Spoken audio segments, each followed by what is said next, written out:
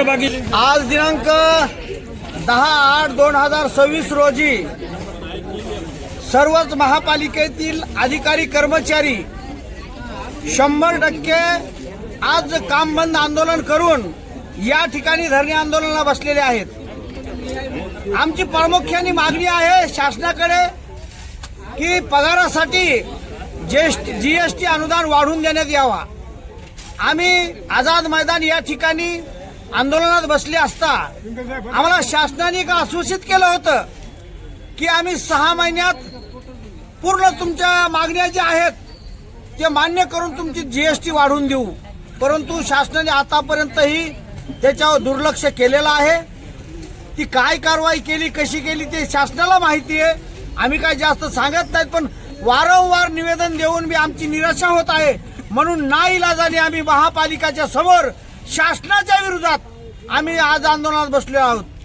आमची जर मागणी प्रामुख्याने मागणी आहे की जीएसटी अनुदान वाढवून द्यावे आणि जो फरकाची रक्कम आहे ती तात्काळ देण्यात यावी, जेणेकरून 5-5, 6-6 महिन्याचा पगार रुकलेला आहे। शिक्षण विभागाचा तर 18 महिन्याचा पगार रुकलेला, आम्ही करायचं काय?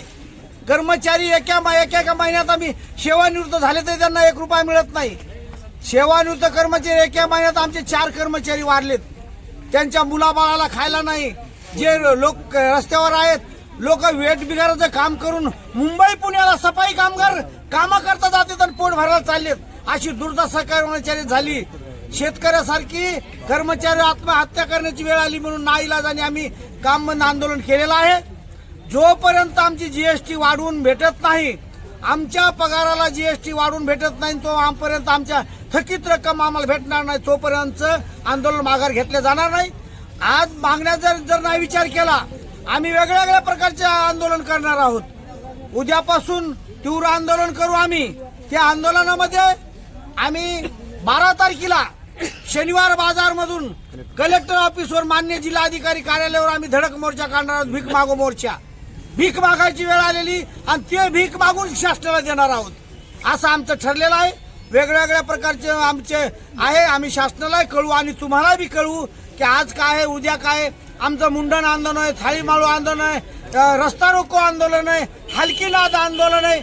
आम्ही वेगवेगळ्या प्रकारचं आंदोलन करणार, तीव्र आंदोलन करणार, वेळ पडल्यास जेलभरो आंदोलन करणार आहोत। आम्ही आता त्रस्त झालेलो, आमची सहनशीलता संपलेली। जय हिंद, जय महाराष्ट्र। आज 10/8/2026 पासून आमचा काम बंद आंदोलन सुरू झालेलं आहे। आम्ही 8 दिवस अगोदर शासनाला आणि इथं आयुक्त साहेबाला एक पत्र दिलं होतं की तुम्ही 10 तारखेच्या आत आम्हाला आमचे पूर्ण पगार द्या, आणि शासनाला अशी मागणी होती की तुम्ही आमचे जे प्रलंबित वाढीव अनुदान आहे ते लवकर मान्य करून द्या, नाहीतर आम्ही बसणार।